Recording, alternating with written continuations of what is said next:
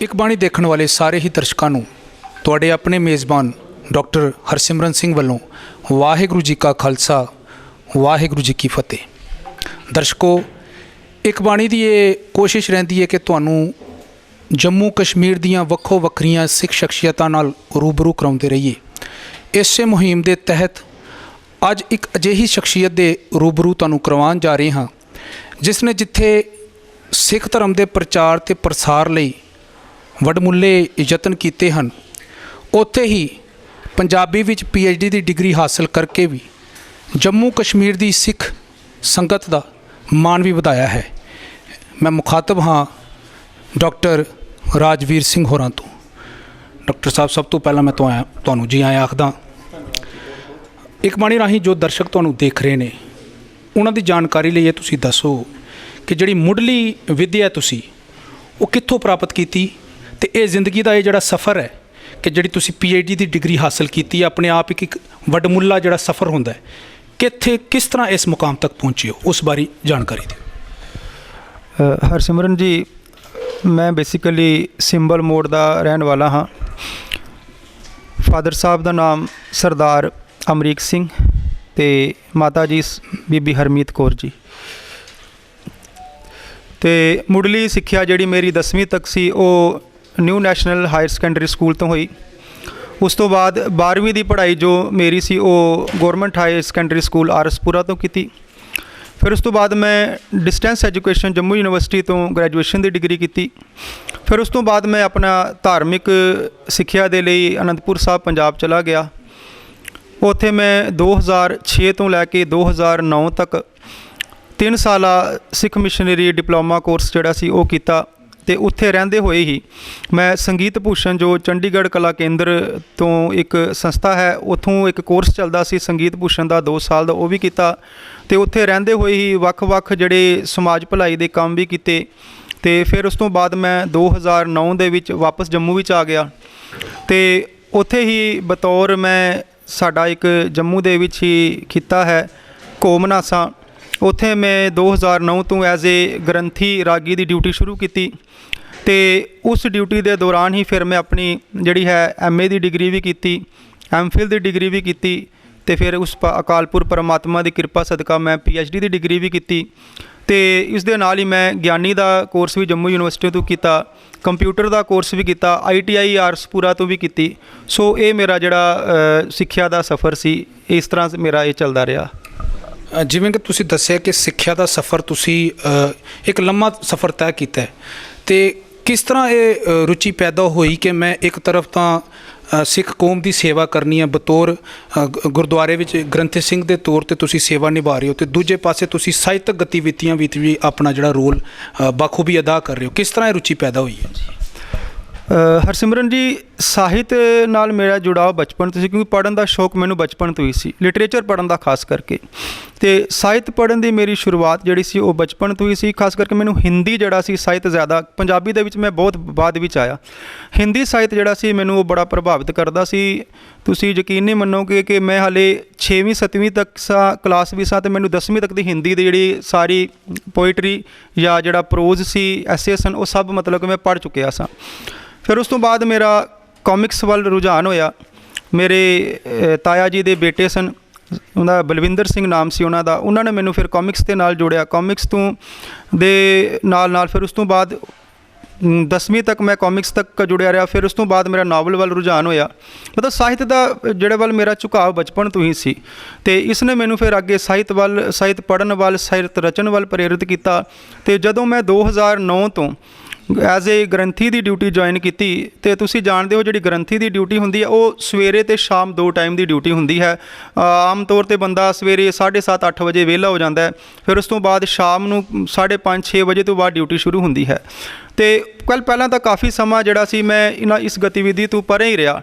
ਅਤੇ ਫਿਰ ਕਿਉਂਕਿ ਪੂਰਾ ਦਿਨ ਵਿਹਲੇ ਵੀ ਬੈਠ ਕੇ ਬੰਦਾ ਪਰੇਸ਼ਾਨ ਹੀ ਹੋ ਜਾਂਦਾ, ਕਿਉਂਕਿ ਕੰਮ ਕੋਈ ਹੈ ਨਹੀਂ ਸੀ। ਵੱਧ ਤੋਂ ਵੱਧ ਸਹਿਜ ਪਾਠ ਜਿਹੜੇ ਸੰਗਤ ਰਖਾਉਂਦੀ ਆ ਉਹ ਕਰਨੇ ਸਨ। ਸਹਿਜ ਪਾਠ ਵੀ ਬੰਦਾ ਕਿੰਨੀ ਦੇਰ, ਵੱਧ ਤੋਂ ਵੱਧ 2 ਘੰਟਾ 3 ਘੰਟੇ, ਉਸ ਤੋਂ ਬਾਅਦ ਕਰੇ ਕੀ। ਤਾਂ ਫਿਰ ਬੈਠੇ ਇੱਕ ਦਿਨ ਮਨ ਵਿੱਚ ਆਏ ਕਿਉਂ ਨਾ ਫਿਰ ਆਪਣਾ ਜਿਹੜਾ ਇਹ ਸਾਹਿਤਕ ਸਫ਼ਰ ਹੈ ਜਾਂ ਜਿਹੜੀ ਪੜ੍ਹਾਈ ਹੈ ਇਹ ਸ਼ੁਰੂ ਕੀਤੀ ਜਾਏ। ਫਿਰ ਉਹ ਕੋਈ ਮਾਲਕ ਨੇ ਵੀ ਥੋੜ੍ਹੀ ਕਿਰਪਾ ਕੀਤੀ, ਤੇ ਕਿਉਂਕਿ ਸਫ਼ਰ ਮੁਸ਼ਕਿਲ ਸੀ, ਕਿਉਂਕਿ ਇੱਕ ਗ੍ਰੰਥੀ ਦੀ ਤੇ ਇੱਕ ਰਾਗੀ ਦੇ ਤੌਰ ਤੇ ਡਿਊਟੀ ਇੱਕ ਬੜੀ ਔਖੀ ਡਿਊਟੀ ਹੁੰਦੀ ਹੈ, ਤੁਸੀਂ ਜਾਣਦੇ ਹੋ। ਲੇਕਿਨ ਇਹ ਸੀ ਕਿ ਸੰਗਤ ਨੇ ਕਾਫੀ ਉੱਥੇ ਦੀ ਸਹਿਯੋਗ ਕੀਤਾ, ਲੋਕਾਂ ਦਾ ਕਾਫੀ ਸਹਿਯੋਗ ਮਿਲਿਆ। ਕੁਝ ਜਿਹੜੇ ਸਾਡੇ ਯੂਨੀਵਰਸਿਟੀ ਦੇ ਟੀਚਰ ਸਨ ਉਹਨਾਂ ਦਾ ਵੀ ਬੜਾ ਸਹਿਯੋਗ ਮਿਲਿਆ। ਸਾਡੇ ਜਿਹੜੇ ਪ੍ਰੋਫੈਸਰ ਬਲਜੀਤ ਕੌਰ ਜੀ ਜਿਨ੍ਹਾਂ ਦੇ ਅੰਡਰ ਮੈਂ ਆਪਣੀ ਐਮਫਿਲ ਤੇ PhD ਦੀ ਡਿਗਰੀ ਕੀਤੀ, ਹੋਰ ਵੀ ਜਿਹੜੇ ਸਾਡੇ ਯੂਨੀਵਰਸਿਟੀ ਦਾ ਸਟਾਫ ਸੀ, ਡਾਕਟਰ ਪ੍ਰੀਤਮ ਸਿੰਘ, ਡਾਕਟਰ ਹਰਜਿੰਦਰ ਸਿੰਘ, ਉਹਨਾਂ ਸਾਰਿਆਂ ਨੇ ਬੜਾ ਸਹਿਯੋਗ ਦਿੱਤਾ। ਤੇ ਇਸ ਤਰ੍ਹਾਂ ਮੇਰਾ ਇਹ ਜਿਹੜਾ ਪੜ੍ਹਾਈ ਦਾ ਸਫ਼ਰ ਵੀ ਤੇ ਨਾਲ ਨਾਲ ਸਾਹਿਤਕ ਸਫ਼ਰ ਜਿਹੜਾ ਸੀ ਇਹ ਵੀ ਚੱਲਦਾ ਰਿਹਾ। ਤੇ ਸਾਹਿਤਕ ਸਫ਼ਰ ਦੀ ਜੇ ਗੱਲ ਕਰੀਏ ਤਾਂ ਕਿਹਾ ਜਾਂਦਾ ਹੈ ਇਹ ਇੱਕ ਬੜੀ ਲੰਬੀ ਘਾਲਣਾ ਹੈ, ਤੇ ਆਮ ਤੌਰ ਤੇ ਸਾਹਿਤ ਉਹੀ ਬੰਦਾ ਲਿਖ ਸਕਦਾ ਜਿਸ ਦਾ ਆਪਣਾ ਜੀਵਨ ਸੰਘਰਸ਼ ਦੀ ਪੱਠੀ ਵਿੱਚ ਤਪਿਆ ਹੋਵੇ। ਤੁਹਾਡਾ ਇਸ ਬਾਰੇ ਕੀ ਖਿਆਲ ਹੈ? ਬਿਲਕੁਲ, ਇਸ ਵਿੱਚ ਕੋਈ ਸ਼ੱਕ ਨਹੀਂ। ਦੇਖੋ, ਸਾਹਿਤ ਜਿਹੜਾ ਹੈ ਉਹ ਸਮਾਜ ਦਾ ਜਿਹੜਾ ਸ਼ੀਸ਼ਾ ਹੈ ਹੁੰਦਾ ਹੈ, ਸਮਾਜ ਯਥਾਰਥ ਨੂੰ ਉਹ ਪੇਸ਼ ਕਰਦਾ ਹੈ। ਜੋ ਲੇਖਕ ਜਿਹੜਾ ਹੈ ਸਮਾਜ ਦੀ ਪੈਦਾਇਸ਼ ਹੁੰਦਾ ਹੈ, ਜੋ ਸਮਾਜ ਦੇ ਵਿੱਚ ਉਹ ਵੇਖਦਾ ਉਸ ਨੂੰ ਹੀ ਆਪਣੀਆਂ ਰਚਨਾਵਾਂ ਦੇ ਵਿੱਚ ਉਹ ਪੇਸ਼ ਕਰਦਾ ਹੈ। ਜਦੋਂ ਮੈਂ ਕਹਾਣੀਆਂ ਲਿਖਦਾ ਹਾਂ, ਕਿਉਂਕਿ ਮੈਂ ਜ਼ਿਆਦਾਤਰ ਕਹਾਣੀਆਂ ਲਿਖੀਆਂ, ਕਵਿਤਾ ਲਿਖਣ ਦਾ ਸਿਰਫ ਮੈਨੂੰ ਸ਼ੌਂਕੀਆ ਤੌਰ 'ਤੇ ਲਿਖਦਾ ਹਾਂ, ਤਾਂ ਮੇਰੀਆਂ ਜਿਹੜੀਆਂ 5-6 ਕਹਾਣੀਆਂ ਪਬਲਿਸ਼ ਹੋਈਆਂ ਜਾਂ ਮੈਂ ਰੇਡੀਓ ਦੇ ਵਿੱਚੋਂ ਪੜ੍ਹੀਆਂ, ਉਹਨਾਂ ਦੇ ਵਿਸ਼ੇ ਵੀ ਜੋ ਸਮਾਜ ਦੇ ਵਿੱਚ ਜੋ ਅਸੀਂ ਦੇਖਦੇ ਹਾਂ ਉਹਨਾਂ ਦੇ ਵਿੱਚੋਂ ਹੀ ਲਏ ਗਏ ਹਨ। ਤੇ ਉਹ ਕੁਝ ਘਟਨਾਵਾਂ ਮੈਂ ਆਪ ਵੇਖੀਆਂ, ਕੁਝ ਜਿਹੜੀਆਂ ਆਪਣੇ ਨਾਲ ਬੀਤੀਆਂ ਉਹਨਾਂ ਦਾ ਜ਼ਿਕਰ ਮੈਂ ਆਪਣੀ ਕਹਾਣੀ ਦੇ ਨਾਲ ਕੀਤਾ। ਸੋ ਇਸ ਤਰ੍ਹਾਂ ਜੋ ਸਾਹਿਤਕ ਜਿਹੜਾ ਸਫ਼ਰ ਸੀ ਉਹ ਮੇਰਾ ਜਿਹੜਾ ਇਹ ਸ਼ੁਰੂ ਹੋਇਆ ਤੇ ਉਹ ਨਿਰੰਤਰ ਚੱਲ ਰਿਹਾ। ਕਈ ਮੈਗਜ਼ੀਨਾਂ ਦੇ ਵਿੱਚ ਮੇਰੇ ਪੇਪਰ ਵੀ ਪ੍ਰਕਾਸ਼ਿਤ ਹੋਏ ਹਨ, ਕਹਾਣੀਆਂ ਵੀ ਪ੍ਰਕਾਸ਼ਿਤ ਹੋਈਆਂ ਹਨ, ਤੇ ਅੱਗੇ ਵੀ ਇਹ ਨਿਰੰਤਰ ਜਿਹੜਾ ਸਫ਼ਰ ਇਹ ਚੱਲਦਾ ਹੀ ਰਹੇਗਾ। ਇੱਕ ਗੱਲ ਮੈਂ ਇੱਥੇ ਪੁੱਛਣਾ ਚਾਹਾਂਗਾ ਕਿ ਪੰਜਾਬੀ ਸਾਹਿਤ ਨੂੰ ਹੀ ਕਿਉਂ ਚੁਣਨਾ, ਜਾਂ ਪੰਜਾਬੀ ਸਾਹਿਤ ਦੇ ਵਿੱਚ ਹੀ PhD ਦਾ ਖੋਜ ਕਾਰਜ ਕਿਉਂ ਕਰਨਾ? ਇਸ ਬਾਰੇ ਕੀ ਤੁਹਾਡਾ ਇਹ ਸ਼ੌਂਕ ਸੀ ਜਾਂ ਨਿੱਜੀ ਫੁਰਨਾ ਸੀ ਕਿ ਮੈਂ ਇਸੇ ਭਾਸ਼ਾ ਵਿੱਚ ਪੰਜਾਬੀ ਦਾ ਖੋਜ ਜਾਂ PhD ਕਰਨੀ ਹੈ? ਐਕਚੁਅਲੀ ਪੰਜਾਬੀ ਨਾਲ ਮੈਂ ਤੁਹਾਨੂੰ ਦੱਸਿਆ ਕਿ ਮੇਰਾ ਜੁੜਾਵ ਕਾਫੀ ਬਾਅਦ ਵਿੱਚ ਹੋਇਆ। ਮੈਂ ਪਹਿਲਾਂ ਹਿੰਦੀ ਲਿਟਰੇਚਰ ਦੇ ਨਾਲ ਜੁੜਿਆ ਸਾਂ, ਕਾਮਿਕਸਾਂ ਪੜ੍ਹਨੀਆਂ, ਨਾਵਲ ਪੜ੍ਹਨੇ, ਹਿੰਦੀ ਦਾ ਹੋਰ ਲਿਟਰੇਚਰ ਪੜ੍ਹਨਾ। ਲੇਕਿਨ ਪੰਜਾਬੀ ਜਿਵੇਂ ਕਿ ਮੇਰੀ ਮਾਂ ਬੋਲੀ ਹੈ, ਪੰਜਾਬੀ ਦੇ ਵਿੱਚ ਭਾਵੇਂ ਉਸ ਵੇਲੇ ਵੀ ਤੇ ਹੁਣ ਵੀ ਇੰਨਾ ਸਕੋਪ ਨਹੀਂ ਸੀ, ਲੇਕਿਨ ਮੇਰੀ ਇੱਛਾ ਸੀ ਕਿ ਮੈਂ ਪੰਜਾਬੀ ਦੇ ਲਈ ਕੁਝ ਕਰਾਂ। ਮੈਂ ਆਪਣੇ ਤੌਰ 'ਤੇ ਵੀ ਜਿੱਥੇ ਮੈਂ ਗੁਰਦੁਆਰਾ ਸਾਹਿਬ ਡਿਊਟੀ ਕਰਦਾ ਹਾਂ ਉੱਥੇ ਮੈਂ ਬੱਚਿਆਂ ਨੂੰ ਕਾਫੀ ਸਾਲਾਂ ਤੋਂ ਪੰਜਾਬੀ ਪੜ੍ਹਾ ਰਿਹਾ ਹਾਂ, ਅਤੇ ਇਸ ਕਰਕੇ ਮੇਰੇ ਮਨ ਦੇ ਵਿੱਚ ਇਹ ਸੀ ਕਿ ਮੈਂ ਪੰਜਾਬੀ ਦੇ ਲਈ ਕੁਝ ਕਰਾਂ, ਆਪਣਾ ਅਕਾਦਮਿਕ ਪੱਧਰ 'ਤੇ ਵੀ ਅਤੇ ਆਪਣੇ ਨਿੱਜੀ ਜੀਵਨ ਦੇ ਵਿੱਚ ਵੀ। ਸੋ ਇਸ ਲਈ ਮੈਂ ਪੰਜਾਬੀ ਨੂੰ ਚੁਣਿਆ ਅਤੇ ਪੰਜਾਬੀ ਦੇ ਵਿੱਚ ਫਿਰ ਮੈਂ MA MPhil ਅਤੇ PhD ਕੀਤੀ। ਅਤੇ ਪੰਜਾਬੀ ਦੇ ਵਿੱਚ ਡਾਕਟਰੇਟ ਦੀ ਡਿਗਰੀ ਹਾਸਲ ਕਰਨ ਮਗਰੋਂ ਰੋਜ਼ਗਾਰ ਦੇ ਸਾਧਨ ਕਿਹੋ ਜਿਹੇ ਨੇ ਜਾਂ ਕੀ ਚੁਣੌਤੀਆਂ ਨੇ, ਉਸ ਬਾਬਤ ਜਾਣਕਾਰੀ ਦਿਓ। ਜੀ ਦੇਖੋ, ਜਿਸ ਤਰ੍ਹਾਂ ਕਿ ਸਾਰਿਆਂ ਨੂੰ ਹੀ ਪਤਾ ਹੈ ਕਿ ਲੈਂਗੁਏਜ ਦੀ ਜਿਹੜੀ ਸਥਿਤੀ ਹੈ, ਖਾਸ ਕਰਕੇ ਜਿਹੜੀ ਰੀਜਨਲ ਲੈਂਗੁਏਜਿਸ ਹਨ ਉਹ ਸਾਡੇ ਏਰੀਏ ਦੇ ਵਿੱਚ ਕਾਫੀ ਮਤਲਬ ਕਿ ਮਾੜੀ ਸਥਿਤੀ ਹੈ, ਅਤੇ ਪੰਜਾਬੀ ਵੀ ਉਹਨਾਂ ਦੇ ਵਿੱਚੋਂ ਇੱਕ ਹੈ। ਕਿਉਂਕਿ ਇੱਕ ਤਾਂ ਇਸ ਨੂੰ ਗੌਰਮੈਂਟ ਦੇ ਤਰਫੋਂ ਜਿਹੜਾ ਅਵੇਸਲਾਪਣ ਹੈ ਉਹਦਾ ਸ਼ਿਕਾਰ ਹੋਣਾ ਪਿਆ, ਅਤੇ ਅੱਗੇ ਜਿਹੜੇ ਰੋਜ਼ਗਾਰ ਦੀ ਸਥਿਤੀ ਹੈ ਉਹ ਤਾਂ ਹੀ ਸੰਭਵ ਹੋ ਸਕਦੇ ਹਨ ਵੱਡੇ ਪੱਧਰ 'ਤੇ। ਮੈਂ ਇਹ ਨਹੀਂ ਕਹਾਂਗਾ ਕਿ ਰੋਜ਼ਗਾਰ ਹੈ ਨਹੀਂ ਹੈ, ਰੋਜ਼ਗਾਰ ਹੈ, ਇਸ 'ਚ ਕੋਈ ਸ਼ੱਕ ਨਹੀਂ ਹੈ, ਲੇਕਿਨ ਉਹ ਘੱਟ ਗਿਣਤੀ ਦੇ ਵਿੱਚ, ਵੱਡੀ ਗਿਣਤੀ ਦੇ ਵਿੱਚ ਰੋਜ਼ਗਾਰ ਜਿਹੜਾ ਹੈ ਪੰਜਾਬੀ ਦੇ ਵਿੱਚ ਜਾਂ ਹੋਰ ਭਾਸ਼ਾਵਾਂ ਦੇ ਵਿੱਚ ਤਾਂ ਹੀ ਹੋ ਸਕਦਾ ਹੈ ਜਦੋਂ ਉਹਨਾਂ ਨੂੰ ਅਕਾਦਮਿਕ ਪੱਧਰ 'ਤੇ, ਖਾਸ ਕਰਕੇ ਸਕੂਲ ਪੱਧਰ 'ਤੇ ਉਹਨਾਂ ਨੂੰ ਇੱਕ ਐਜ਼ ਏ ਕੰਪਲਸਰੀ ਸਬਜੈਕਟ ਦੇ ਤੌਰ 'ਤੇ ਲਾਗੂ ਕੀਤਾ ਜਾਵੇ। ਉਹਦੇ ਨਾਲ ਜਿਹੜੀਆਂ ਪੋਸਟਸ ਵੀ ਵਧਣਗੀਆਂ ਅਤੇ ਉਹਦੇ ਨਾਲ ਜਿਹੜੇ ਰੋਜ਼ਗਾਰ ਦੇ ਸਾਧਨ ਜਿਹੜੇ ਹਨ ਹੋਰ ਵੀ ਵਧਣਗੇ, ਅਤੇ ਜਿਹੜੇ ਪੰਜਾਬੀ ਭਾਸ਼ਾ ਜਾਂ ਹੋਰ ਭਾਸ਼ਾਵਾਂ ਦੇ ਸਟੂਡੈਂਟ ਜਿਹੜੇ ਇਸ ਪਾਸੇ ਆਉਣ ਨੂੰ ਕੰਨੀ ਕਤਰਾਉਂਦੇ ਹਨ, ਕਿਉਂਕਿ ਜਿਸ ਪਾਸੇ ਸਕੋਪ ਹੀ ਨਹੀਂ ਹੋਏਗਾ ਸਟੂਡੈਂਟ ਕਦੇ ਉੱਥੇ ਜਾਏਗਾ ਹੀ ਨਹੀਂ, ਕਿਉਂਕਿ ਉਹਦੀ ਪਹਿਲਾ ਜਿਹੜਾ ਅੱਗੇ ਫਿਊਚਰ ਦੀ ਪਲੈਨਿੰਗ ਹੁੰਦੀ ਹੈ ਉਹ ਹੁੰਦੀ ਹੈ ਕਿ ਬਈ ਕਿਸੇ ਨਾ ਕਿਸੇ ਤਰੀਕੇ ਨਾਲ ਉਹਨੂੰ ਰੋਜ਼ਗਾਰ ਮਿਲੇ, ਅਤੇ ਜਿਸ ਖੇਤਰ ਦੇ ਵਿੱਚ ਉਸਨੂੰ ਰੋਜ਼ਗਾਰ ਹੀ ਨਹੀਂ ਮਿਲੇਗਾ ਉਸ ਖੇਤਰ 'ਚ ਕਦੇ ਨਹੀਂ ਜਾਵੇਗਾ। ਅਗਰ ਪੰਜਾਬੀ ਜਾਂ ਹੋਰ ਜਿਹੜੀਆਂ ਸਾਡੀਆਂ ਰੀਜਨਲ ਭਾਸ਼ਾਵਾਂ ਹਨ ਉਹਨਾਂ ਨੂੰ ਇੱਕ ਐਜ਼ ਏ ਕੰਪਲਸਰੀ ਸਬਜੈਕਟ ਦੇ ਤੌਰ 'ਤੇ ਗੌਰਮੈਂਟ ਵੱਲੋਂ ਲਾਗੂ ਕਰ ਦਿੱਤਾ ਜਾਵੇ, ਅਤੇ ਇਹਦੇ ਨਾਲ ਜਿਹੜਾ ਭਾਸ਼ਾ ਦਾ ਜਿਹੜਾ ਖੇਤਰ ਹੈ ਉਹ ਵੀ ਵਧੇਗਾ, ਭਾਸ਼ਾ ਦਾ ਪ੍ਰਚਾਰ ਵੀ ਵਧੇਗਾ, ਪ੍ਰਸਾਰ ਵੀ ਵਧੇਗਾ, ਅਤੇ ਰੋਜ਼ਗਾਰ ਦੇ ਸਾਧਨ ਜਿਹੜੇ ਹਨ ਉਹ ਵੀ ਆਉਣਗੇ। ਅਤੇ ਕਿਉਂਕਿ ਪੰਜਾਬ ਮੁੱਖ ਰਾਈ ਪੰਜਾਬੀ ਸਾਹਿਤ ਵਿੱਚ, ਖਾਸ ਕਰਕੇ ਪੰਜਾਬ ਜਾਂ ਦਿੱਲੀ ਜੈਸੇ ਵੱਡੇ ਸ਼ਹਿਰਾਂ ਵਿੱਚ ਜਿੱਥੇ ਪੰਜਾਬੀ ਦਾ ਜਿਹੜਾ ਪਸਾਰ ਹੈ ਮੋਕਲਾ ਹੈ, ਪਰ ਉਸ 'ਤੇ ਬਨਸਪਤ ਜੰਮੂ ਕਸ਼ਮੀਰ ਵਿੱਚ ਬੱਚੇ ਪੰਜਾਬੀ ਪੜ੍ਹਨਾ ਚਾਹੁੰਦੇ ਨੇ, ਪਰ ਭਵਿੱਖ ਵਿੱਚ ਕਿਹੋ ਜਿਹੀ ਉਮੀਦ ਰੱਖਦੇ ਹੋ ਕਿ ਭਵਿੱਖ ਵਿੱਚ ਕਿਹੋ ਜਿਹੇ ਕਦਮ ਚੁੱਕੇ ਜਾਣੇ ਚਾਹੀਦੇ ਨੇ ਕਿ ਪੰਜਾਬੀ ਦੇ ਸਾਹਿਤ ਨੂੰ ਪੜ੍ਹਨ ਵਾਲੇ ਲਈ ਰੋਜ਼ਗਾਰ ਦੇ ਸਾਧਨ ਵੀ ਹੋਣ? ਤੁਹਾਡਾ ਇਸ ਬਾਰੇ ਕੀ ਕਹਿਣਾ ਹੈ? ਦੇਖੋ, ਮੈਂ ਇਸ ਬਾਰੇ ਦੱਸਿਆ ਹੈ ਕਿ ਜਦੋਂ ਤੱਕ ਗੌਰਮੈਂਟ ਵੱਲੋਂ ਉਪਰਾਲੇ ਨਹੀਂ ਕੀਤੇ ਜਾਣਗੇ, ਸਾਡੀਆਂ ਜਿਹੜੀਆਂ ਨਿੱਜੀ ਸੰਸਥਾਵਾਂ ਹਨ ਉਹਨਾਂ ਵੱਲੋਂ ਉਪਰਾਲੇ ਨਹੀਂ ਕੀਤੇ ਜਾਣਗੇ, ਕਿਉਂਕਿ ਜਦ ਤੱਕ ਕੋਈ ਵੀ subject as a compulsory subject ਦੇ ਤੌਰ ਤੇ ਨਹੀਂ ਐਜੂਕੇਸ਼ਨ ਇੰਸਟੀਚਿਊਟਸ ਦੇ ਵਿੱਚ ਪੜ੍ਹਾਇਆ ਜਾਵੇਗਾ, ਭਾਵੇਂ ਉਹ ਸਕੂਲ ਲੈਵਲ ਹੋਏ, ਕਾਲਜ ਲੈਵਲ ਹੋਏ, ਕਿਉਂਕਿ ਸਾਡੀ ਇੱਕ ਵੱਡੀ ਟ੍ਰੈਜੇਡੀ ਹੈ ਕਿ ਸਾਡੇ ਬੱਚਿਆਂ ਨੂੰ ਸਿੱਧਾ BA ਜਾਂ MA ਦੇ ਵਿੱਚ ਹੀ ਪੰਜਾਬੀ ਜਿਹੜੀ ਹੈ ਉਹ ਪੜ੍ਹਨੀ ਪੈ ਰਹੀ ਹੈ। ਸਕੂਲ ਲੈਵਲ ਦੇ ਵਿੱਚ ਪੰਜਾਬੀ ਹੈ ਹੀ ਨਹੀਂ, ਬਹੁਤ ਘੱਟ ਸਕੂਲ ਹਨ, ਗੌਰਮੈਂਟ ਸਕੂਲਸ ਦੇ ਵਿੱਚ ਹੈ ਹੀ ਨਹੀਂ, ਪ੍ਰਾਈਵੇਟ ਵੀ ਕੁਝ ਸਕੂਲ ਜਿਹੜੇ ਹਨ ਉਹਨਾਂ ਨੇ ਲਾਗੂ ਕੀਤੀ ਹੋਈ ਹੈ। ਹੁਣ ਜਦੋਂ ਸਾਡੀ ਬੇਸ ਹੀ ਨਹੀਂ ਬਣੇਗਾ ਤੇ ਅੱਗੇ ਜਾ ਕੇ ਜਿਹੜੀ ਸਾਡੀ ਜਦੋਂ ਬੱਚਾ ਗ੍ਰੈਜੂਏਸ਼ਨ ਦੇ ਵਿੱਚ ਪੰਜਾਬੀ ਲੈ ਕੇ ਆਵੇਗਾ ਤੇ ਉਹਦੇ ਵਾਸਤੇ ਮੁਸ਼ਕਲ ਹੋ ਜਾਏਗੀ, ਕਿਉਂਕਿ ਉਹਨੂੰ ਗ੍ਰਾਮੈਟਿਕਲੀ ਕਈ ਪ੍ਰੋਬਲਮਸ ਜਿਹੜੀਆਂ ਉਹਨੇ ਬੇਸਿਕ ਸਿੱਖਣੀਆਂ ਹਨ ਉਹ ਨਹੀਂ ਸਿੱਖ ਪਾਏਗਾ ਉਹ। ਤੋ ਜਦੋਂ ਤੱਕ ਕਿ ਗੌਰਮੈਂਟ ਇੰਸਟੀਚਿਊਟਸ ਦੇ ਵਿੱਚ ਉਹ ਚਾਹੇ ਗੌਰਮੈਂਟ ਹੋਣ ਐਜ਼ ਵੈਲ ਐਜ਼ ਪ੍ਰਾਈਵੇਟ ਹੋਣ, ਜਦੋਂ ਤੱਕ ਇਹਦੇ ਵਿੱਚ ਇੱਕ ਐਜ਼ ਏ ਕੰਪਲਸਰੀ ਸਬਜੈਕਟ ਦੇ ਤੌਰ ਤੇ ਰੀਜਨਲ ਲੈਂਗੁਏਜਸ, ਮੈਂ ਇਹ ਨਹੀਂ ਕਹਾਂਗਾ ਕਿ ਖਾਲੀ ਪੰਜਾਬੀ ਹੀ, ਸਾਰੀਆਂ ਜਿਹੜੀਆਂ ਰੀਜਨਲ ਲੈਂਗੁਏਜਸ ਹਨ, ਭਾਵੇਂ ਉਹ ਡੋਗਰੀ ਹੋਵੇ, ਬਲਤੀ ਹੋਵੇ, ਪਹਾੜੀ ਹੋਵੇ, ਇਹਨਾਂ ਸਾਰਿਆਂ ਦਾ ਹੀ ਇੱਕ ਸੇਮ ਹਾਲ ਹੈ। ਜਦੋਂ ਤੱਕ ਇਹਨਾਂ ਨੂੰ ਕਿ ਇੰਸਟੀਟਿਊਸ਼ਨਸ ਐਜੂਕੇਸ਼ਨ ਦੇ ਵਿੱਚ ਐਜ਼ ਏ ਕੰਪਲਸਰੀ ਸਬਜੈਕਟ ਦੇ ਤੌਰ ਤੇ ਲਾਗੂ ਨਹੀਂ ਕੀਤਾ ਜਾਵੇਗਾ, ਮੈਂ ਸਮਝਦਾ ਇਹਦਾ ਪ੍ਰਚਾਰ ਪ੍ਰਸਾਰ ਜਿਹੜਾ ਹੈ ਉਹ ਥੋੜ੍ਹਾ ਘੱਟ ਜਾਵੇਗਾ। ਮੈਂ ਇਹ ਨਹੀਂ ਕਹਾਂਗਾ ਕਿ ਬਈ ਇਹਦੇ ਨਾਲ ਕੋਈ ਲੈਂਗੁਏਜ ਖਤਮ ਹੋ ਜਾਵੇਗੀ, ਲੈਂਗੁਏਜ ਕਦੇ ਹੀ ਖਤਮ ਨਹੀਂ ਹੋਵੇਗੀ ਜਦੋਂ ਤੱਕ ਅਸੀਂ ਲੈਂਗੁਏਜ ਬੋਲਾਂਗੇ, ਲੇਕਿਨ ਇਹਦਾ ਪ੍ਰਚਾਰ ਪ੍ਰਸਾਰ ਥੋੜ੍ਹਾ ਘੱਟ ਜਾਵੇਗਾ। ਕਿਉਂਕਿ ਤੁਸੀਂ ਆਪ ਵੀ ਪੰਜਾਬੀ ਸਾਹਿਤ ਸਭਾ ਆਰਐਸਪੁਰਾ ਦੇ ਜਨਰਲ ਸਕੱਤਰ ਦੇ ਤੌਰ ਤੇ ਉੱਥੇ ਵੀ ਉਸ ਸੰਸਥਾ ਦੇ ਵਿੱਚ ਪੰਜਾਬੀ ਭਾਸ਼ਾ ਦੇ ਪ੍ਰਚਾਰ ਤੇ ਪ੍ਰਸਾਰ ਲਈ ਅਣਥੱਕ ਕਾਰਜ ਕਰ ਰਹੇ ਹੋ। ਕੀ ਗਤੀਵਿਧੀਆਂ ਉਹ ਸੰਸਥਾ ਕਰ ਰਹੀ ਹੈ ਕਿ ਜਿਸ ਨਾਲ ਤੁਹਾਨੂੰ ਲੱਗਦਾ ਕਿ ਆਉਣ ਵਾਲੇ ਸਮੇਂ ਵਿੱਚ ਪੰਜਾਬੀ ਭਾਸ਼ਾ ਦੇ ਰੋਜ਼ਗਾਰ ਪੈਦਾ ਹੋ ਸਕਦੇ ਨੇ, ਜਾਂ ਅਜਿਹੀ ਗਤੀਵਿਧੀਆਂ ਜਿਸ ਨਾਲ ਘਰ ਘਰ ਵਿੱਚ ਜਿਹੜੇ ਅੱਜ ਇੱਕ ਨਵਾਂ ਰੁਝਾਨ ਪੈਦਾ ਹੋਇਆ ਹੋਰ ਭਾਸ਼ਾਵਾਂ ਨੂੰ ਤਰਜੀਹ ਦੇਣ ਦਾ, ਘਰਾਂ ਵਿੱਚ ਵੀ ਪੰਜਾਬੀ ਮੁੜ ਬੋਲੀ ਜਾਏਗੀ? ਮੈਂ ਪੰਜਾਬੀ ਸਾਹਿਤਕ ਸਭਾ ਆਰਐਸਪੁਰ ਦਾ 2019 ਤੋਂ ਐਜ਼ ਏ ਜਨਰਲ ਸਕੱਤਰ ਦੇ ਤੌਰ ਤੇ ਕਾਰਜ ਨਿਭਾ ਰਿਹਾ ਹਾਂ। ਪੰਜਾਬੀ ਲੇਖਕ ਸਭਾ ਜੰਮੂ ਦੇ ਨਾਲ ਵੀ ਜੁੜਿਆ ਹਾਂ। ਸਾਡੀਆਂ ਸੰਸਥਾਵਾਂ ਜਿਹੜੀਆਂ ਹਨ, ਦੋਵੇਂ ਸੰਸਥਾਵਾਂ ਜਿਹੜੇ ਪੰਜਾਬੀ ਲੇਖਕ ਸਭਾ ਜੰਮੂ ਤੇ ਪੰਜਾਬੀ ਸਾਹਿਤਕ ਸਭਾ ਆਰਐਸਪੁਰਾ ਵੱਲੋਂ ਜਿਹੜੇ ਨਵੇਂ ਜਿਹੜੇ ਪਾਠਕ ਹਨ ਜਾਂ ਨਵੇਂ ਜਿਹੜੇ ਲਿਖਾਰੀ ਹਨ ਉਹਨਾਂ ਨੂੰ ਅੱਗੇ ਉਤਸ਼ਾਹਿਤ ਕੀਤਾ ਜਾਂਦਾ। ਅਸੀਂ ਥਾਂ ਥਾਂ ਤੇ ਜਿੱਥੇ ਵੀ ਸਾਨੂੰ ਲੱਗਦਾ ਹੈ ਕਿ ਬਈ ਪੰਜਾਬੀ ਦੇ ਪ੍ਰਚਾਰ ਪ੍ਰਸਾਰ ਦੇ ਲਈ ਕੁਝ ਹੋ ਰਿਹਾ ਹੈ, ਕੁਝ ਕਰਨ ਦੇ ਚਾਹਵਾਨ ਲੋਕ ਹਨ, ਅਸੀਂ ਉਹਨਾਂ ਨਾਲ ਮਿਲ ਕੇ ਤੇ ਉਹਨਾਂ ਨੂੰ ਆਪਣੇ ਨਾਲ ਜੋੜਦੇ ਹਾਂ। ਤੇ ਸਾਡੀ ਕੋਸ਼ਿਸ਼ ਹੁੰਦੀ ਹੈ ਕਿ ਬਈ ਅਸੀਂ ਲੋਕਾਂ ਨੂੰ ਮੋਟੀਵੇਟ ਕਰੀਏ ਕਿ ਬਈ ਘਰਾਂ ਦੇ ਵਿੱਚ ਜਿਹੜੀਆਂ ਹਨ ਰੀਜਨਲ ਲੈਂਗੁਏਜਸ ਬੋਲੋ, ਚਾਹੇ ਉਹ ਪੰਜਾਬੀ ਹੋ, ਕਿਉਂਕਿ ਮੈਂ ਕੋਈ ਇੱਕ ਭਾਸ਼ਾ ਦੀ ਗੱਲ ਨਹੀਂ ਕਰਾਂਗਾ, ਇੱਥੇ ਰੀਜਨਲ ਲੈਂਗੁਏਜਸ ਸਾਰੀਆਂ ਹੀ, ਚਾਹੇ ਉਹ ਪੰਜਾਬੀ ਹੋਵੇ, ਡੋਗਰੀ ਹੋਏ, ਪਹਾੜੀ ਹੋਏ, ਬਲਤੀ ਹੋਏ, ਸਭ ਦਾ ਇੱਕੋ ਹਾਲ ਹੈ। ਜਦੋਂ ਤੱਕ ਅਸੀਂ ਘਰਾਂ ਦੇ ਵਿੱਚ ਇਸ ਦੀ ਸ਼ੁਰੂਆਤ ਨਹੀਂ ਕਰਾਂਗੇ, ਅੱਗੇ ਫਰਦਰ ਸਾਡੇ ਵਾਸਤੇ ਕਾਫੀ ਚੁਣੌਤੀਆਂ ਜਿਹੜੀਆਂ ਉਹ ਆਉਣਗੀਆਂ। ਕਿਉਂਕਿ ਤੁਸੀਂ, ਮੈਂ ਦੇਖਿਆ ਕਿ ਤੁਸੀਂ ਅੰਤਰਰਾਸ਼ਟਰੀ ਰਾਸ਼ਟਰ ਪੱਧਰ 'ਤੇ ਵੀ ਖੋਜ ਪਰਚੇ ਪੜ੍ਹਨ ਜਾਂਦੇ ਹੋ, ਤੇ ਜਦੋਂ ਤੁਸੀਂ ਬਾਹਰਲੇ ਸੂਬਿਆਂ ਵਿੱਚ ਜਾਂਦੇ ਹੋ ਤੇ ਉੱਥੇ ਕਿਹੋ ਜਿਹੇ ਲੋਕ, ਕਿਉਂਕਿ ਜੰਮੂ ਕਸ਼ਮੀਰ ਤੇ ਜਿਹੜੀ ਪੰਜਾਬੀ ਬੋਲਣ ਵਾਲਾ ਤਬਕਾ ਜਾਂ ਪੰਜਾਬੀ ਪੜ੍ਹਨ ਵਾਲਾ ਤਬਕਾ ਜਾਂ ਪੰਜਾਬੀ ਸਾਹਿਤਕਾਰ ਨੇ ਜਾਂ ਖੁਜਾਰਥੀ ਨੇ, ਉਹਨਾਂ ਦੇ ਪਰਚਿਆਂ ਨੂੰ ਵੇਖ ਕੇ, ਉਹਨਾਂ ਦੀਆਂ ਕਹਾਣੀਆਂ ਨੂੰ ਵੇਖ ਕੇ, ਉਹਨਾਂ ਦੇ ਸਾਹਿਤ ਨੂੰ ਦੇਖ ਕੇ ਉਹਨਾਂ ਦਾ ਕੀ ਪ੍ਰਤੀਕਿਰਿਆ ਹੁੰਦੀ ਹੈ? ਹਰਸਿਮਰਨ ਜੀ ਦੇਖੋ, ਉਹ ਜਿਹੜੇ ਹਨ ਉਹ ਮੇਨ ਸਟਰੀਮ ਦੇ ਲੋਕ ਹਨ। ਪੰਜਾਬ ਦੇ ਵਿੱਚ ਜਾਂ ਦਿੱਲੀ ਦੇ ਵਿੱਚ ਪੰਜਾਬੀ ਦਾ ਜਿਹੜਾ ਪੱਧਰ ਹੈ ਬਹੁਤ ਜ਼ਿਆਦਾ ਹੈ ਐਜ਼ ਕੰਪੇਅਰ ਟੂ ਜੰਮੂ। ਲੇਕਿਨ ਅਸੀਂ ਇਹ ਨਹੀਂ ਕਹਾਂਗੇ ਵੀ ਜੰਮੂ ਦੇ ਵਿਦਿਆਰਥੀ ਕੋਈ ਘੱਟ ਹਨ, ਕਿਉਂਕਿ ਅਸੀਂ ਵੱਖ-ਵੱਖ ਸੈਮੀਨਾਰਸ ਦੇ ਵਿੱਚ ਜਾਂਦੇ ਹਾਂ, ਚਾਹੇ ਉਹ ਨੈਸ਼ਨਲ ਸੈਮੀਨਾਰਸ ਹੋਣ ਜਾਂ ਇੰਟਰਨੈਸ਼ਨਲ ਸੈਮੀਨਾਰਸ ਹੋਣ, ਅਤੇ ਉੱਥੇ ਅਸੀਂ ਦੇਖਦੇ ਹਾਂ ਵੀ ਕਈ ਵਾਰੀ ਜਿਹੜੇ ਉੱਥੇ ਦੇ ਸਕਾਲਰਸ ਹੁੰਦੇ ਹਨ ਉਹਨਾਂ ਦੇ ਪਰਚੇ ਸਾਡੇ ਕੋਲੋਂ ਵੀ ਜਿਹੜੇ ਹਨ ਉਹ ਮਤਲਬ ਕਿ ਘੱਟ ਲੈਵਲ ਦੇ ਕਹਿ ਸਕਦੇ, ਮੇਨ ਕੰਮ ਮਾੜੇ ਹੁੰਦੇ ਨੇ, ਅਤੇ ਉਹ ਸਾਡਾ ਲੈਵਲ ਉਹਨਾਂ ਤੋਂ ਵੱਧ ਹੁੰਦਾ, ਚਾਹੇ ਉਹ ਮੇਨ ਸਟਰੀਮ ਦੇ ਹੋਣ, ਕਿਉਂਕਿ ਉਹ ਬਚਪਨ ਤੋਂ ਪੰਜਾਬੀ ਪੜ੍ਹੇ। ਸਾਡੀ ਟ੍ਰੈਜੇਡੀ ਇਹ ਹੈ ਕਿ ਸਾਨੂੰ ਪੰਜਾਬੀ ਜਿਹੜੀ ਹੈ ਉਹ 12ਵੀਂ ਜਾਂ ਗ੍ਰੈਜੂਏਸ਼ਨ ਤੋਂ ਬਾਅਦ ਜਾ ਕੇ ਐਜ਼ ਅਕੈਡਮਿਕ ਪੱਧਰ 'ਤੇ ਮਿਲਦੀ ਹੈ। ਲੇਕਿਨ ਫਿਰ ਵੀ ਸਾਡੇ ਬੱਚੇ ਬਹੁਤ ਮਿਹਨਤੀ ਹਨ, ਐਸੀ ਗੱਲ ਨਹੀਂ ਹੈ ਕਿ ਅਸੀਂ ਉਹਨਾਂ ਨਾਲ ਕੰਪੀਟ ਨਹੀਂ ਕਰ ਸਕਦੇ, ਅਸੀਂ ਉਹਨਾਂ ਨਾਲ ਬਹੁਤ ਵਧੀਆ ਤਰੀਕੇ ਨਾਲ ਕੰਪੀਟ ਕਰ ਰਹੇ ਹਾਂ ਅਤੇ ਅੱਗੇ ਵੀ ਕਰਾਂਗੇ। ਕੀ ਤੁਹਾਨੂੰ ਲੱਗਦਾ ਕਿ ਅਜਿਹਾ ਕੇਂਦਰ ਸ਼ਾਸਿਤ ਪ੍ਰਦੇਸ਼ ਜਿੱਥੇ ਪੰਜਾਬੀ ਭਾਸ਼ਾ ਨੂੰ ਕੋਈ ਸਰਕਾਰੀ ਸਰਪ੍ਰਸਤੀ ਹਾਸਲ ਨਹੀਂ ਹੈ, ਅਜਿਹੇ ਕੇਂਦਰ ਸ਼ਾਸਿਤ ਪ੍ਰਦੇਸ਼ ਵਿੱਚ ਕਿਤਾਬਾਂ ਲਿਖਣੀਆਂ, ਪੜ੍ਹਨੀਆਂ, PhDਆਂ ਦੀਆਂ ਡਿਗਰੀਆਂ ਹਾਸਲ ਕਰਨੀਆਂ ਇੱਥੋਂ ਦੇ ਲੇਖਕਾਂ ਦਾ ਜਾਂ ਖੁਜਾਰਥੀਆਂ ਦੇ ਸਿਰੜੇ ਸੁਭਾਅ ਦਾ ਪ੍ਰਤੀਕ ਚਿੰਨ੍ਹ ਹੈ? ਬਿਲਕੁਲ, ਇਸ ਵਿੱਚ ਕੋਈ ਸ਼ੱਕ ਨਹੀਂ ਹੈ, ਕਿਉਂਕਿ ਸਾਡੇ ਸਾਹਮਣੇ ਇੱਕ ਬਹੁਤ ਵੱਡੀ ਚੁਣੌਤੀ ਹੈ ਕਿ ਸਾਡੇ ਅੱਗੇ ਇੰਨੀ ਵੱਡੀ ਡਿਗਰੀ ਲੈ ਕੇ ਵੀ ਰੁਜ਼ਗਾਰ ਦੇ ਜਿਹੜੇ ਜ਼ਰੀਏ ਹਨ ਉਹ ਘੱਟ ਹਨ। ਲੇਕਿਨ ਫਿਰ ਵੀ ਇਹ ਸਾਡੇ ਜਿਹੜੇ ਸਕਾਲਰਸ ਹਨ, ਸਾਡੇ ਜਿਹੜੇ ਟੀਚਰ ਹਨ, ਇਹਨਾਂ ਦਾ ਇੱਕ ਸਿਰੜ ਹੈ ਕਿ ਬਈ ਇਹ ਫਿਰ ਵੀ ਇਸ ਮਤਲਬ ਕਿ ਸਬਜੈਕਟ ਦੇ ਵਿੱਚ ਆ ਕੇ ਆਪਣੇ ਜਿੱਥੇ ਮਾਂ ਬੋਲੀ ਦੀ ਸੇਵਾ ਕਰ ਰਹੇ ਹਨ ਉੱਥੇ ਪੰਜਾਬੀ ਦੇ ਪ੍ਰਚਾਰ ਪ੍ਰਸਾਰ ਦੇ ਵਿੱਚ ਵੀ ਜਿਹੜਾ ਹੈ ਉਹ ਆਪਣਾ ਮਹੱਤਵਪੂਰਨ ਯੋਗਦਾਨ ਪਾ ਰਹੇ ਹਨ। ਬਾਕੀ ਕਿ ਜਿਹੜਾ ਉੱਤਰ ਆਧੁਨਿਕਤਾ ਦਾ ਦੌਰ ਚੱਲ ਰਿਹਾ ਇਹਦੇ ਵਿੱਚ ਕੋਈ ਸ਼ੱਕ ਨਹੀਂ ਕਿ ਪਾਠਕਾਂ ਦੀ ਗਿਣਤੀ ਘਟੀ ਹੈ ਕਿਉਂਕਿ ਨਵੇਂ ਗੈਜਟਸ ਖਾਸ ਕਰਕੇ ਮੋਬਾਈਲ, ਸੋਸ਼ਲ ਮੀਡੀਆ, ਇੰਟਰਨੈਟ ਨੇ ਇਹ ਸਾਡੇ ਜਿਹੜੇ ਪਾਠਕ ਹਨ ਉਹਨਾਂ ਨੂੰ ਹੋਰ ਵਧੇਰੇ ਆਪਸ਼ਨ ਦੇ ਛੱਡੇ ਹਨ।